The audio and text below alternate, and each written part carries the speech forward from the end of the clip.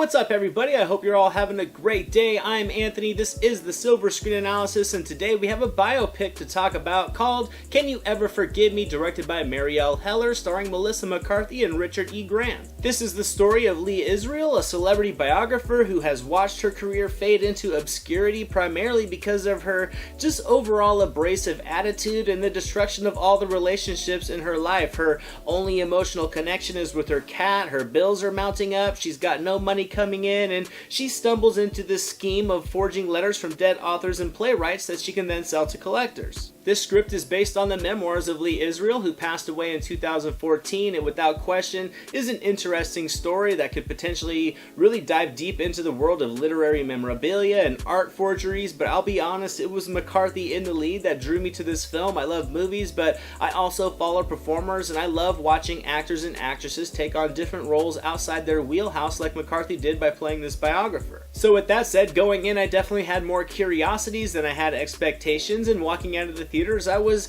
honestly impressed and entertained by this movie. I think McCarthy did an excellent job in this role. She was able to quickly build that brash saltiness to the character, and I thought through her performance I very easily was able to see how she built many walls in her life to shut out the outside world, with even close relationships being included. But honestly, I wanted to know more about why this was. Moments of the dialogue touch on it, but I would have liked a much deeper dive into this persona to learn more. She at one time has a flourishing career that had faded because of her attitude, and I think had the film explored more about what caused this descent, that I would have been able to connect with the character much more than I did. But regardless, as it was, I think McCarthy at times was able to disappear into this role. She delivered emotional intensity extremely well in a few scenes that actually hit with impact, despite not really feeling too sorry for her. I mean, she was in a position she brought on herself, but regardless of that, I was still able to capture with the fractured emotional state that she was experiencing throughout these years of her life. And I have never seen any video footage or interviews of this writer, and it could have been the true personality of Lee Israel and simply Melissa McCarthy's delivery ironically being similar, but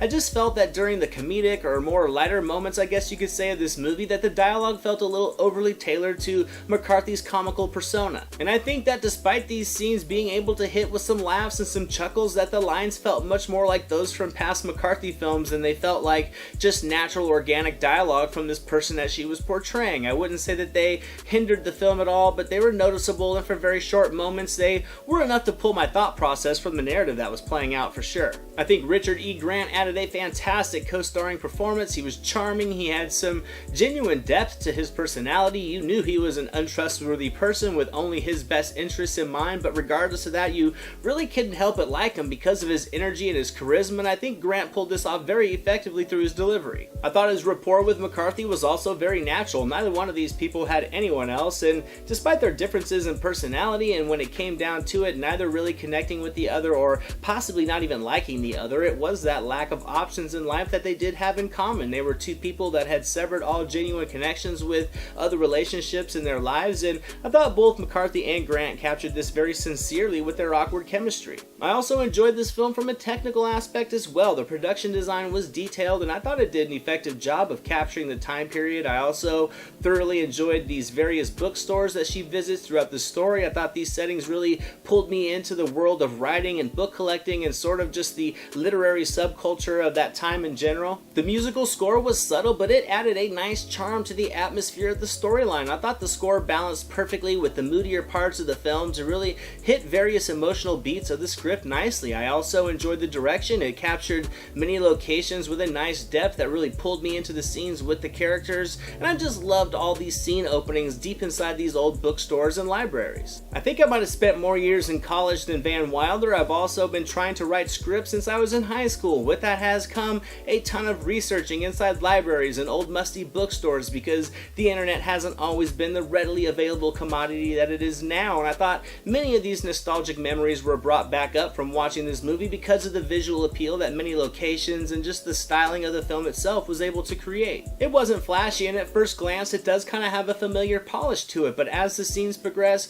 I was quickly able to really appreciate the artistic eye that Marielle Heller brought to this project, and overall had a great time with it, and I'm going to give Can You Ever Forgive Me 80% on the entertainment meter. I thoroughly enjoyed the substance that was there. Despite wanting a little bit more backdrop, the progression of the story does feel a little bit by the numbers. I also think with the effort that McCarthy poured into this character, that possibly hitting more of the dramatic elements could have gone a long way in creating some truly intriguing cinema. But if you enjoy biopics or you're a fan of McCarthy, it's certainly worth checking out. It's very well crafted. It's just not the potential Oscar-nominated performance I was curious to see out of this one. Thank you all so much for watching this video. I hope you enjoyed it. If you did, hit that thumbs up button, share it with your friends, leave a comment. I love to hear from you guys. If you haven't yet, subscribe to the channel, hit the notification bell so you can be alerted when all the new videos pop up. All my social media links are going to be down in the description below. You can also visit the Silver Screen Analysis for a wide range of movie-related content, and here's some links to some recent reviews just in case you missed them.